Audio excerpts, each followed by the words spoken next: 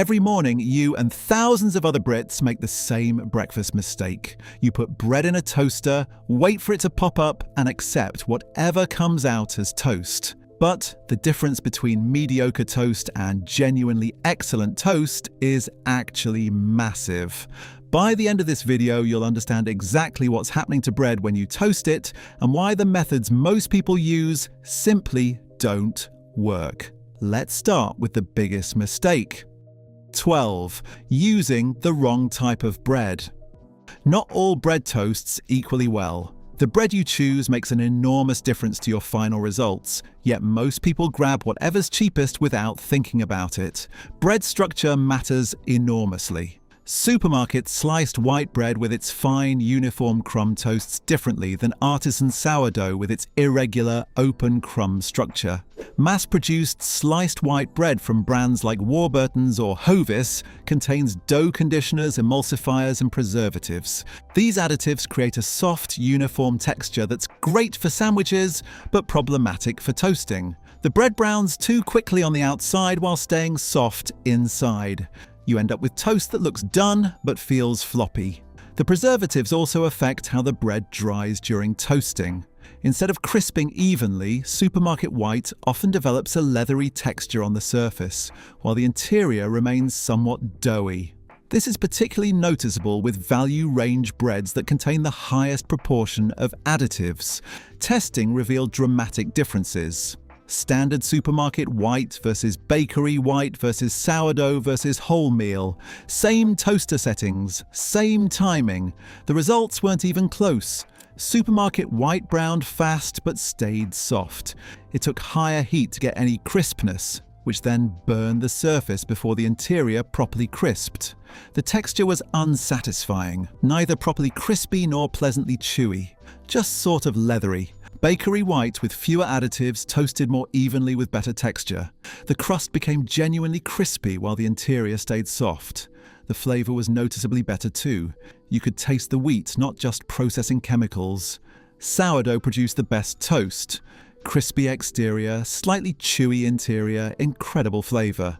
The fermentation process in sourdough creates complex flavor compounds that intensify beautifully when toasted. It's genuinely worth the extra cost if you care about toast quality. Wholemeal bread toasts differently again. The bran in wholemeal bread doesn't brown like refined flour. You need slightly lower heat and a longer time to avoid burning the surface while properly toasting through. Wholemeal also retains more moisture, so it needs extra toasting time to achieve proper crispness. For the best toast, choose bread from a proper bakery or make your own. Look for bread with a short ingredient list: flour, water, salt, yeast, maybe a bit of fat. Avoid bread with long lists of E-numbers and chemicals. Sourdough makes exceptional toast. The fermentation process creates complex flavors that intensify when toasted. The texture is perfect, crispy outside, chewy inside. A good sourdough from a bakery costs around £3 a loaf, but makes significantly better toast than £1.50 supermarket bread. Rye bread makes interesting toast with a distinctive flavor. It's denser than wheat bread, requiring lower heat and a longer time. The result is dark, robust toast with a complex, slightly sour flavor that pairs excellently with savory toppings. If you're stuck with supermarket bread, go for their premium ranges. Tesco Finest or Sainsbury's. Taste the difference breads have fewer additives and toast better than value ranges. They're still not as good as proper bakery bread, but they're a noticeable improvement in both texture and flavor. 11. Cutting or buying the wrong thickness. Bread thickness is critical. Too thin and toast dries out completely, becoming brittle and cardboard-like. Too thick and the outside burns before the inside toasts properly. Standard sliced bread from supermarkets is typically around 12mm thick. This is too thin for optimal toast. It was designed for sandwiches, not toasting. At normal toaster settings, this thickness dries out too much, producing toast that's crunchy but lacking any softness or moisture. Thick sliced bread is usually around 18mm. This is closer to ideal but still not perfect. For genuinely excellent toast, you want slices around 20 to 25mm thick. Why this specific thickness, you may ask? Well, it creates the perfect ratio of crispy exterior to soft interior. The outside has time to brown and crisp, while the inside stays soft and slightly moist. You get textural contrast in every bite. If you're buying pre-sliced bread, choose thick sliced over medium. If you're buying unsliced bread from a bakery, ask them to slice it to a 2 centimeter thickness. Most bakeries will do this if you ask. If you're slicing at home, invest in a proper bread knife. A good serrated knife makes even, consistent slices possible. Cheap bread knives with poor serration create uneven slices that toast unevenly. Various thicknesses were tested systematically. 10mm slices dried out completely, producing brittle toast with no softness. 15mm slices were better but still too dry. 20mm slices produced the best balance. Crispy outside, soft inside. 30mm slices didn't toast through properly at normal settings. For bagels, the thickness is already determined, but you must slice them evenly. An unevenly sliced bagel toasts unevenly. One side burns while the other stays pale. The thickness affects how you need to set your toaster, which brings us to later mistakes. But getting the thickness right first is essential. 10. Not adjusting for bread moisture content. Fresh bread and day-old bread require completely different toasting approaches. Most people use the same settings regardless, producing inconsistent results. Think about it. Fresh bread from the bakery this morning contains significantly more moisture than the same loaf tomorrow. That moisture needs to evaporate before the surface can properly brown. If you use normal toaster settings, the outside burns before the inside dries enough to become crispy. Day-old bread has already lost some moisture through natural evaporation. It toasts more quickly and evenly. What would be the right setting for day-old bread burns fresh bread? And what properly toasts fresh bread leaves day-old bread pale and soft. The testing here was revealing. Same type of bread, same toaster, only varying by age. Fresh bread needed lower heat and longer time. 2-day-old bread toasted perfectly at medium settings. 3-day-old bread needed higher heat to develop proper color. The ideal bread for toasting is actually 1 to 2 days old. It's lost enough moisture to toast efficiently, but isn't so dry that it becomes hard and brittle when toasted. If you're toasting fresh bread, use a lower heat setting and toast for longer. Don't try to rush it by turning up the heat. That burns the outside while leaving the inside under-toasted. If you're toasting older bread, say 3 to 4 days old, you can use higher heat. The reduced moisture content means it toasts and browns more quickly. Stale bread requires different treatment again. If bread is genuinely stale, hard and dry, sprinkle a tiny amount of water on it before toasting. This rehydrates the surface slightly, preventing it from becoming rock hard when toasted. Just a light misting, not soaking. This is why your toast turns out differently each day, even though you're doing the same thing. The bread's moisture content is changing, but your toaster settings aren't. Professional chefs know this. They adjust toaster settings based on bread age. Home cooks typically don't, then wonder why results are inconsistent. 9. Using the wrong heat setting. Most people set their toaster once and leave it there forever. This approach guarantees inconsistent results. The heat setting needs adjusting based on bread type, thickness, and moisture content. The numbers on your toaster, usually 1 to 6 or 1 to 7, don't represent temperature, they represent time. A higher number means the heating elements stay on longer. This matters because it means the relationship between setting and browning isn't linear. Setting 3 isn't twice as much toasting as setting 1.5. It's twice as much time with the heating elements on. For standard supermarket sliced bread, setting 3 to 4 is usually ideal. This produces golden brown toast with good crispness without burning.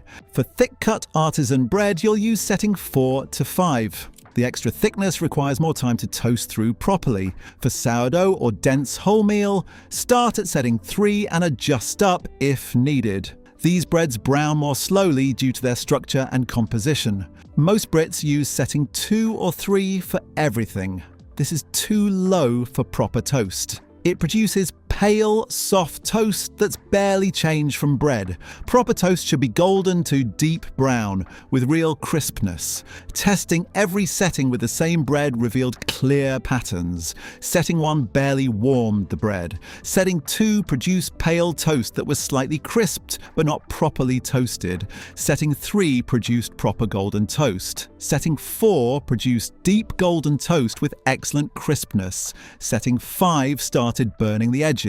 Setting 6 produced burnt toast. Your toaster may be different. Toasters vary enormously in power and efficiency. Cheap toasters have weak heating elements and may need setting 5 or 6 to produce what good toasters achieve at setting 3. Here's a method. Toast 1 slice at setting 3. Examine the results. If it's too pale, try setting 4. If it's too dark, try setting 2.5. Find your toaster's sweet spot for the bread you commonly use, then adjust from there for different breads. Don't be afraid to go higher than you think necessary. Proper toast should be noticeably brown, not just slightly tanned. The Maillard reaction that creates toast's characteristic flavor only happens at proper browning temperatures.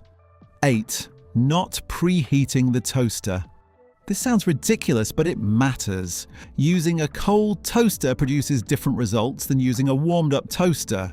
When you first turn on a toaster, the heating elements take time to reach full temperature. The first slice goes in before the elements are fully hot. It spends the first 30 seconds in an underpowered toaster, producing uneven results. By the time you're toasting your second or third slice, the toaster is fully hot. These slices toast more evenly and thoroughly than the first slice. Testing proved this by toasting 4 slices consecutively. Same bread, same setting. The first slice came out paler and less evenly toasted than slices 2 through 4. The difference wasn't huge, but it was noticeable.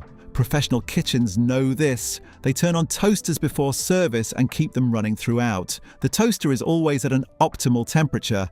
At home, you can't leave your toaster running constantly. But if you're making toast for multiple people, consider running the toaster empty on a low setting before you start. 30 seconds of preheating makes a difference.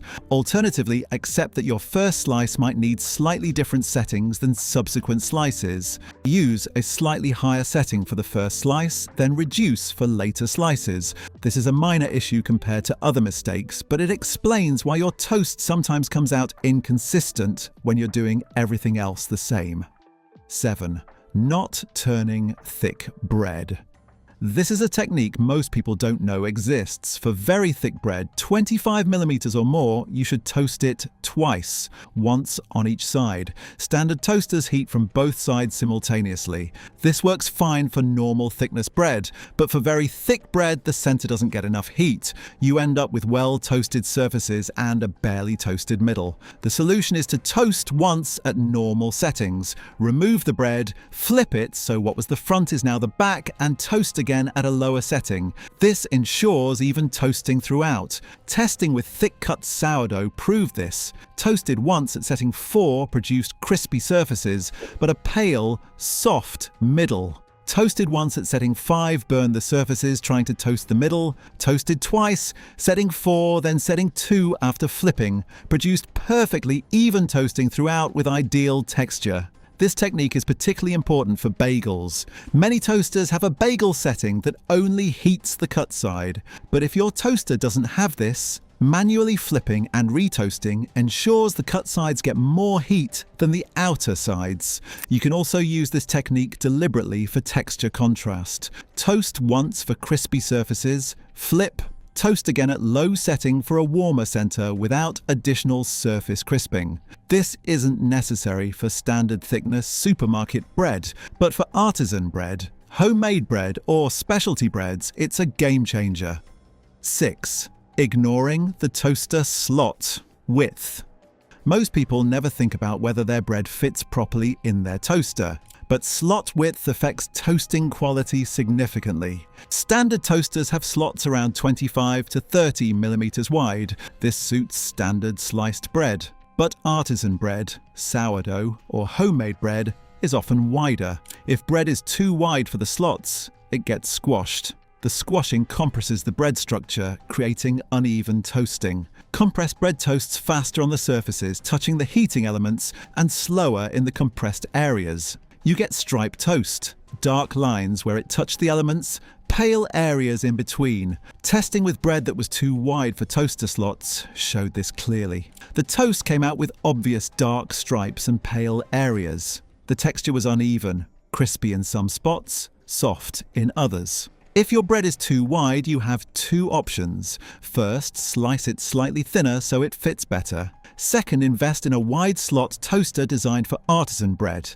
These have slots up to 40 millimeters wide. Conversely, if your bread is much narrower than your toaster slots, it doesn't sit close enough to the heating elements. Thin bread in wide slots can actually fall through or lean to one side, toasting unevenly. Most modern toasters have adjustable width slots or centering guides. Use these features. They ensure bread sits in the optimal position relative to heating elements. For bagels or thick items, make sure they fit in the slots without forcing. Forcing bread into too narrow slots damages both the bread and potentially the toaster.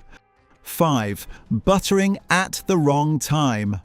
When you butter toast matters enormously. Most people butter immediately after toasting. This is wrong. Toast fresh from the toaster is extremely hot and releases moisture. When you spread cold butter on hot toast, the butter melts immediately and soaks into the toast along with the moisture being released. This makes the toast soggy. The correct approach is to let the toast cool for 30 to 60 seconds before buttering. This allows surface moisture to evaporate, creating a proper crispy texture. When you then apply butter, it melts but doesn't soak in as deeply. The toast stays crispier. Extensive testing confirmed this. Toast buttered immediately became soft and slightly soggy within 2 minutes. Toast left for 45 seconds, then buttered, stayed crispy for much longer.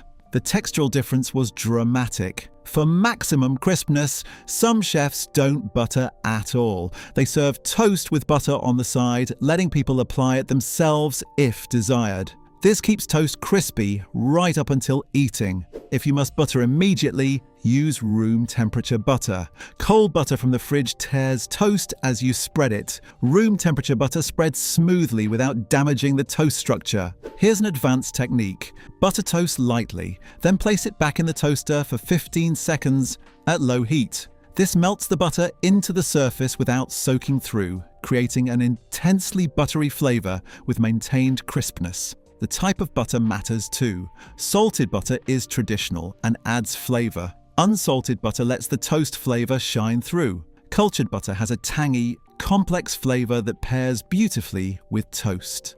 4. Toasting frozen bread incorrectly. Many people freeze bread to extend its life. This is sensible, but most people toast frozen bread incorrectly. The common approach is to toast frozen bread at normal settings. This doesn't work. The outside burns before the inside thaws and toasts properly. You get burnt surfaces with a cold, damp center. Modern toasters have a defrost setting. This runs at lower power for longer time, allowing bread to thaw and toast gradually. Always use the defrost setting for frozen bread. It takes longer but produces infinitely better results. If your toaster doesn't have a defrost setting, use this method. Toast frozen bread at the lowest setting until it's thawed but barely toasted. Remove it, let it sit for 30 seconds, then toast again at normal setting. This two-stage process ensures even toasting. Testing frozen bread at normal settings versus using the defrost function showed dramatic differences. Normal settings produce burnt exteriors with cold centers. The defrost function produced perfectly even toast, indistinguishable from fresh bread toasted normally. Some people thaw bread before toasting. This works but takes time. If you're thawing bread anyway, let it thaw completely at room temperature, then toast normally.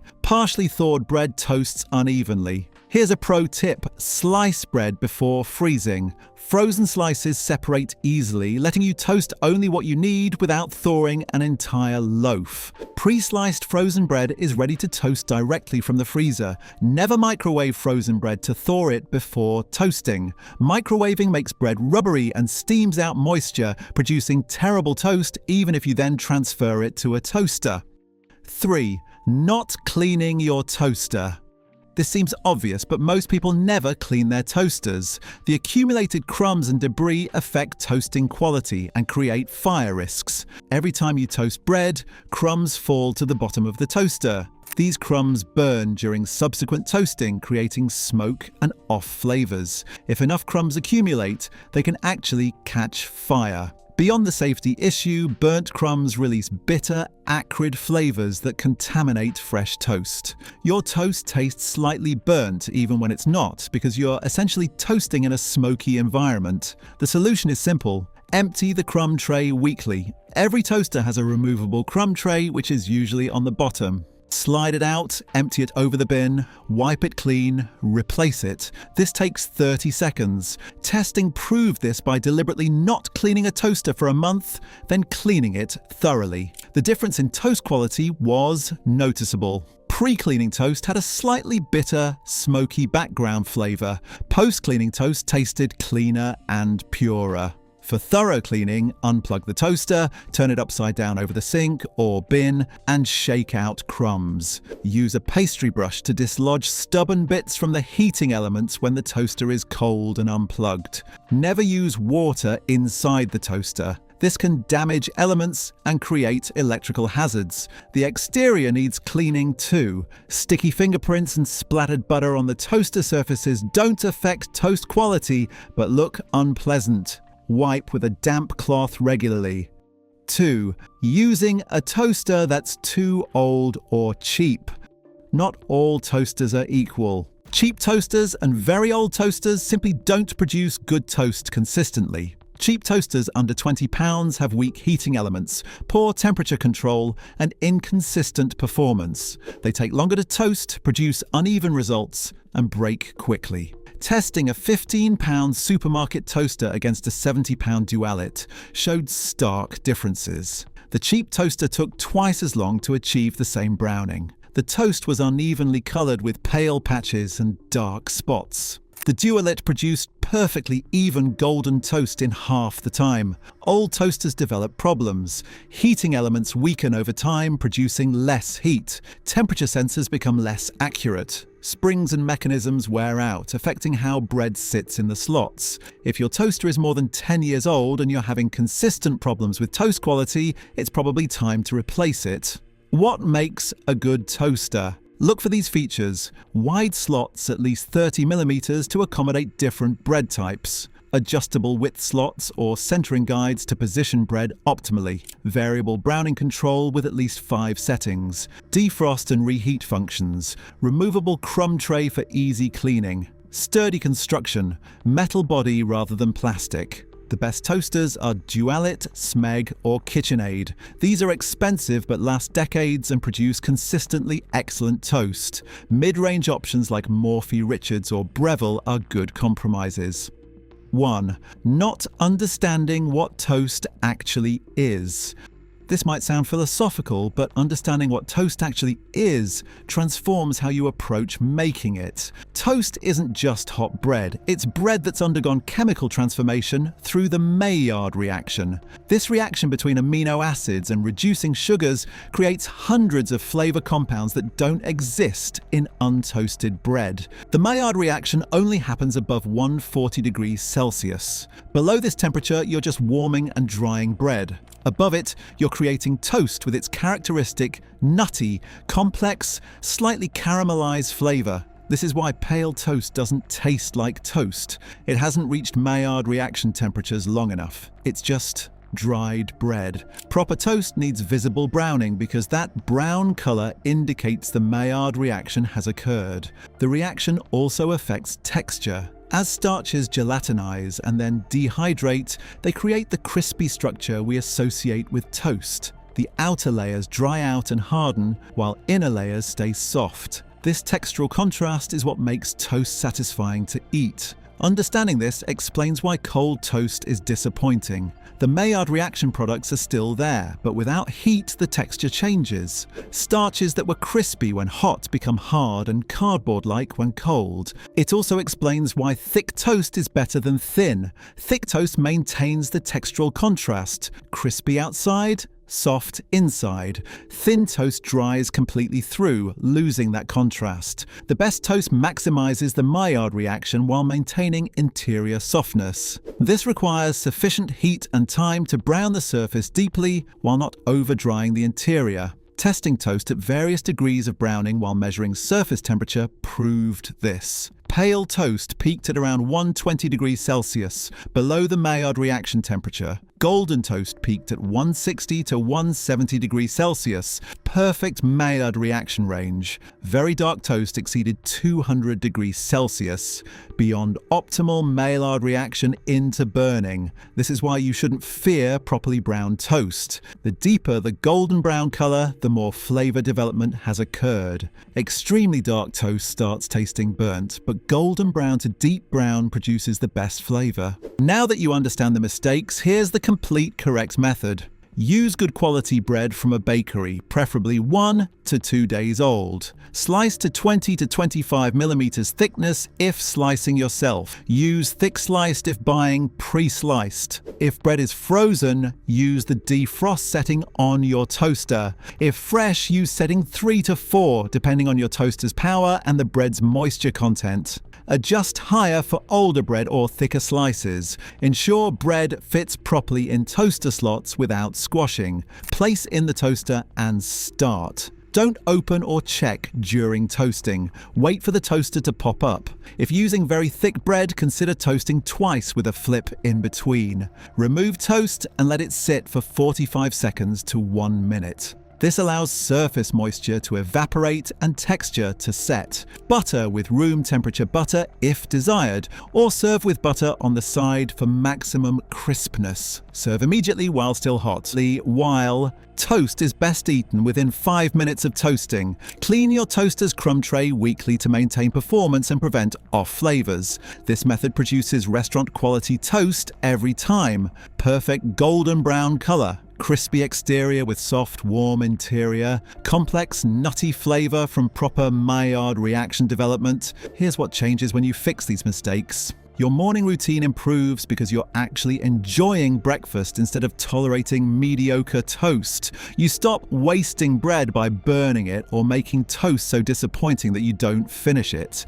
You understand why some days your toast turns out better than others. Try these fixes tomorrow morning. Pick 3 mistakes you're definitely making and correct them. Notice the difference, then fix the rest. Comment below with the biggest mistake you've been making. My bet is at least half of you have never adjusted your toaster settings in years. Share this with anyone whose toast has ever disappointed you, and subscribe for more practical cooking fixes that make everyday food genuinely better. See you next time.